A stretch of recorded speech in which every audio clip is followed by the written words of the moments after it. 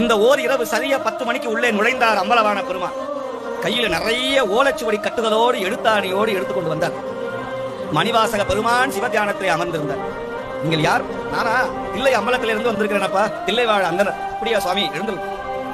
நீ நேற்றுக்கு வீதியில போகும்போது என்னமோ பாடினிய, கீதமினிய குயிலேன்னு பாடின, ஏறார் பைங்கிலியேன்னு பாடின, ரொம்ப கேட்கறதுக்கு ரொம்ப அருமையா இருந்ததுப்பா. அதெல்லாம் திரும்ப சொல்லு, நான் கொஞ்சம் அப்படியே எழுதிக்கிறேனே. தன் கைப்படவே எழுத ஆரம்பிச்சார். மணிவாசகர் சொன்னார், சுவாமி நான் ஏதோ வீதியில புலம்புறவன், அதுல ஏதோ பிழை இருக்கும், அதை போய் எழுதுறேன்னு சொல்றீங்களே. இல்ல இல்லப்பா, நீ சொல்லு சொல்லு சொல்லு அப்படின்னா. அப்படியா, சரி அப்படின்னு முத சொல்ல ஆரம்பிச்சார். நமச்சிவாய வாழ்க. பலே பலே, ரொம்ப அருமையா இருக்க. அப்புறம் அடுத்த வரி சொல்லுவா, சீக்கிரம் சீக்கிரம்.